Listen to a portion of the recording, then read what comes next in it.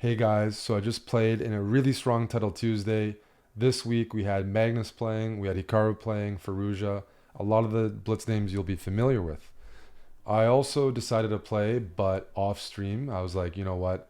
I'm going to put music on the speakers. I'm not going to talk very much and just focus on playing well because I've been pretty rusty and I haven't been playing well lately. Anyways, I can't use the audio because it's copyrighted. So we're going to watch my perspective and I'm going to give some commentary. I'm going to take you to round 10 of Title Tuesday. I'm 7 out of 9, so I'm in around top 15 place, and I'm playing against former World Blitz champion Alexander Grishuk. We're going to watch the last two games. Hope you enjoy this Title Tuesday. All right, here we go. Playing Grishuk, round 10. I'm actually playing one of my favorite songs of all time. It's on my Spotify playlist, Kraft und Licht by Len Faki. I played Grishuk in Kazakhstan at the World Blitz Championships. I actually won that game, but it was all over the place.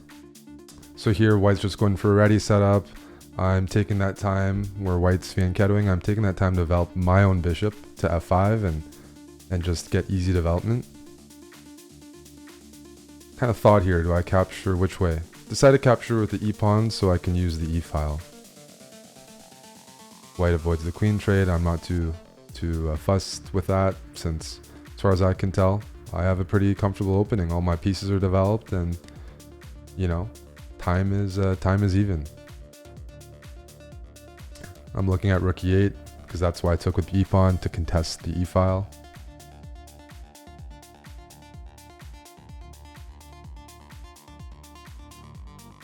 Yeah, now Grishuk starts thinking it's not that easy. You want to play e4, you just have to watch out about black playing knight c5. Knight c5 is an annoying move hitting the queen. I'm thinking about playing h6 as well. Just for habits, it takes away g5, and also I can tuck my bishop in on h7 sometimes.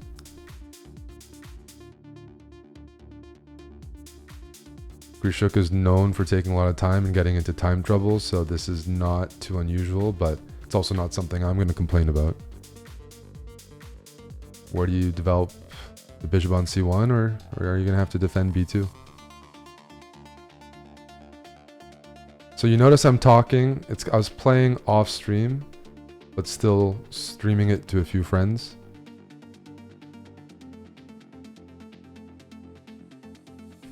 Yeah, h3 after spending a minute. I'm just going to play h6. Maintain that time advantage. Yeah. Rook e8, bishop f8, tuck my bishop in, fight for the e-file. The onus is on White to try to prove something here in the opening, that they have something, because I mean, Black has all four pieces out, the queen is out on a decent square, and I have a pawn on d5, which is giving me some center counterplay and space. So now Grishuk spent a minute and a half on h3 and queen c2. I see that and I'm like, you know what? I don't want to spend a long time on decisions. I want to play natural moves and maintain that time advantage. So I take bishop h7, pawn on e4 is pinned. Got to move the queen though. It's being hit. And I can't block because of knight a4. I block with the bishop on to c5.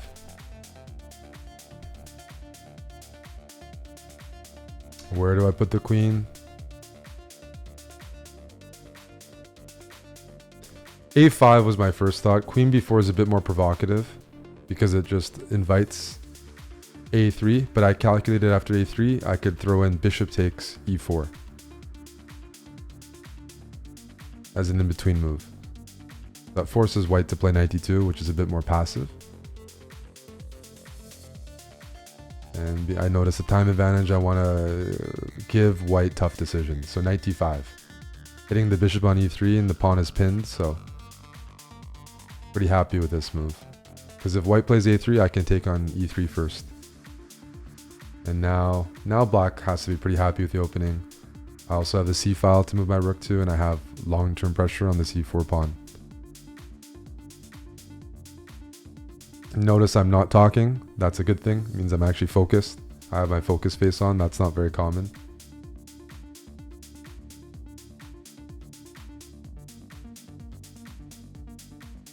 Queen b5. Looked like a safe square to put the queen. Doesn't get hit by anything but one pawn, and it puts pressure on b2 still. a4, no problem. I can just go back to b4, and now no more pawns can attack me.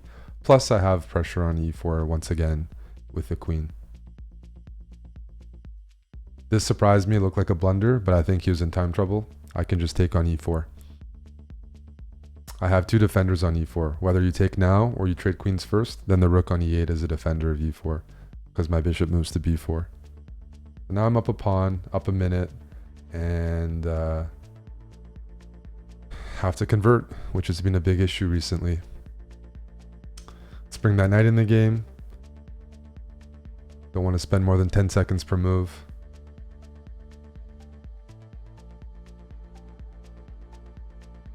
Hopefully I can move that knight to d5. That hits the bishop on e3 and centralizes my pieces.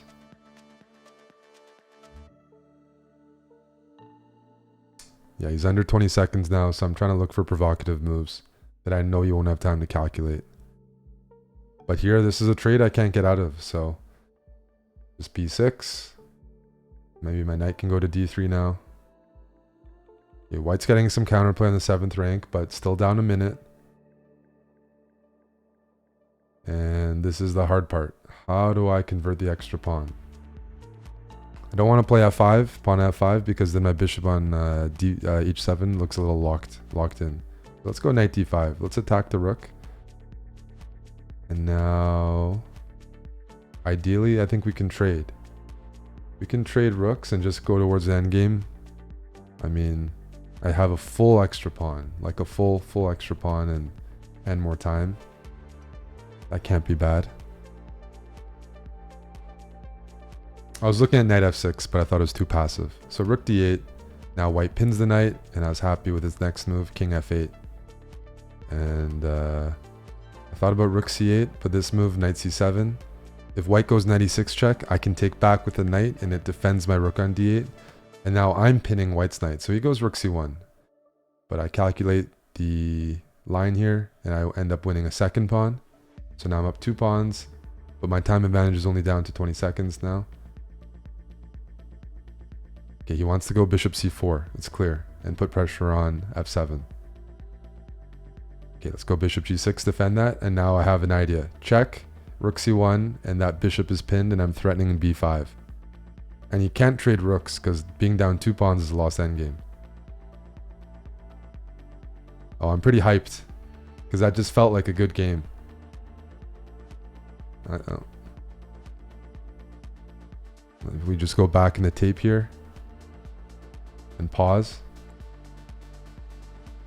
you can go, for example, rook c8 check, king e7, and bishop a6, and you unpin your bishop. But then I would just trade rooks and play an endgame up 2 full pawns, which is completely winning.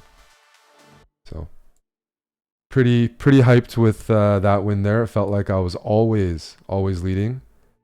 And that made, that put my score to 8 out of 10 heading into the final round. So let's take a look at that game. Here we go. Final round, titled Tuesday. 8 out of 10. Haven't had good results lately, so I was at least happy to be in contention. We have a French defense. I'm not sure what to play. Got to start dancing a little bit.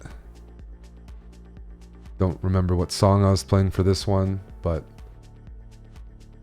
if you see the flashing in the window, it's from my speakers that are some, they have some lights attached to them whenever the music is playing. They're good speakers though, from Logitech. Anyways, we're playing the French winnower here, which is a very sharp opening. Black has a better pawn structure. White has the bishop pair.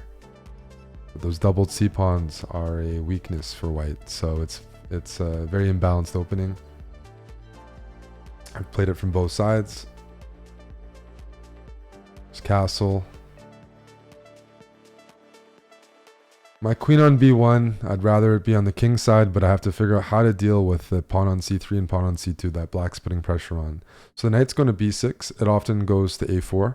Black often moves the queen down up 1 square to a5, and then plays knight a4, getting two attackers on the c3 pawn. problem with me here is I don't really have any targets in black's position. I'm going to have to make it by maybe pushing my pawns on the king side. But first order of operations, we got to defend that c3 pawn. Can't lose that or my whole center crumbles. Knight d1. Very passive, but I have a plan. I'm going to put my bishop back on d2. Now my knight's going to move back to e3. I'm defending against that for now. But not an easy position. Okay, f6. Black is challenging, but at the same time it does open up the position, which often favors the bishop pair. So I take pretty quickly, just intuitively. I'm like, you know what? At least h6 and f6 could be targets. And now my bishops have more options. And e5. Very aggressive from black because they are opening things up. And at the same time, I'm not that happy with my position. I have two bishops on e2, d2. My queen on e1 feels kind of cramped. On the other hand, it's not that easy for black to push those pawns. They can't push the d pawn because c4 hangs, but they have rook g8. And that's an annoying move. Because, okay, well now I'm threatening the d5 pawn, and if they go bishop e6, I have knight takes c4. And after dc4, maybe bishop takes c6, some tactics on the b file. Okay, e4 is played. No time, no reason to think here. Just move the bishop back. I'm already down 20 seconds. Black's going to definitely pressure the g file. I want to play f4. I want to bring my queen to h4 so it's actually a participant in the game. I maybe want to play f4 to f5 and lock out their bishop on d7. And I'm actually focusing here, which even looking at this is rare. This is what I'm like at tournaments, but when I'm online, I'm not normally like that. So I'm looking at some lines. I want to play f4. It also gives space for my rook on f1 to go to f2 and be an additional defender on the g2 pawn in case black keeps attacking. d4. I actually looked at this move ahead of time. Thought it was a critical move. If I take on d4 the pawn, they might throw in c3 as an in-between move. And then their knight takes on d4. It looks like all of black's pieces are coming from my king side and I'm way too passive. So here I'm definitely worried about losing, but intuitively I thought, you know what? I have the bishop pair. Maybe I can find something here. I take this first. Calculated a line. I saw this. King takes g2, I have to play. I don't know why I'm thinking, but I'm just double checking my variation. He wants to checkmate me, but my bishop on e2 covers the h5 pawn. So after rook check, king h2, queen f5. And if you notice, I immediately, if we just pause here, go for this variation. Because if I don't have rook takes b7 right here, queen h3 is checkmate, no matter what. So I saw rook b7 about 4 moves ago, and I'm down on time, so I play it right away. Rook takes b7 check. King moves away because of knight d6, forking the king and queen. But I managed to get rid of this bishop, so now black no longer threatens h3, and I'm actually just up a piece. It definitely felt good because I saw that ahead of time, so I didn't take too much time away from my clock. I was thinking on my opponent's move, in other words. And now I'm up a piece, and I just have to convert. Down 20 seconds, but I'm up a piece.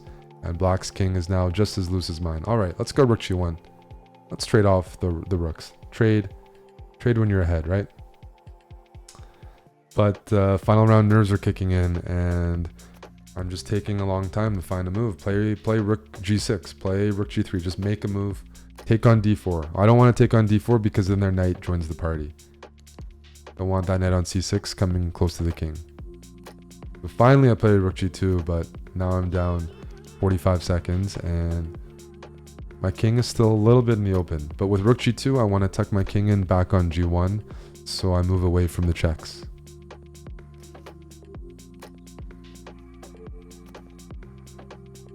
Eric, concentration face, good stuff.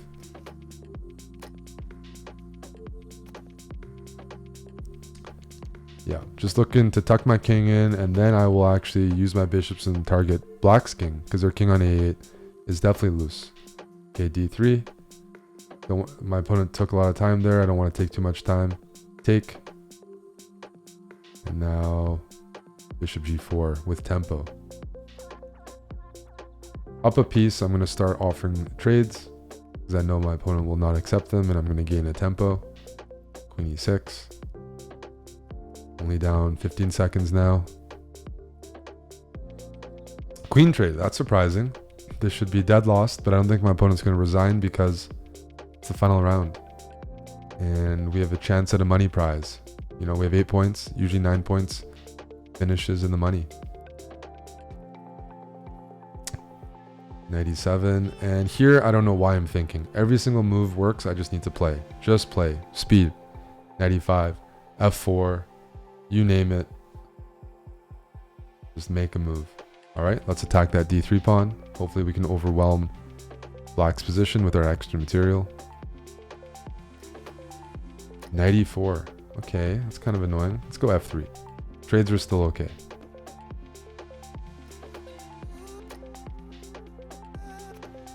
Down to 11 seconds, but my opponent's also in time trouble. And I'm happy to trade on d2. Oh, we got a trade. I'm happy. I'm also up a pawn, so up a pawn and a piece. I really should be moving quicker. Let's move the king out of the way. Now I can take the pawn, h5. We got king f4. But move out of the way. It's not over yet though. I'm making life a little bit harder than it should be. Oh, that's a big check. Now my knight comes in. And let's go for that king. Let's go for that king. Rook d7. Now I have rook b7 check. Oh, knight c6. And there we go. There we go. Feeling hyped again. That's my first good title Tuesday in a while. 9 of 11. And I was really happy with the combination I found this game when my opponent sacked a rook going for mate. Definitely a scary position, but I managed to outcalculate him. The last 2 games, 9 and 11. And let's take a look at the final standing. Here are the final standings. And Hikaru ends up winning on tie breaks. Veruja and then Buddy Pranav in 3rd. And I got 6th. But good company. And I was really happy with the last 2 games. I hope you enjoyed that. No money though. Only top 5 get paid. But next time, we keep it up. Good things will happen.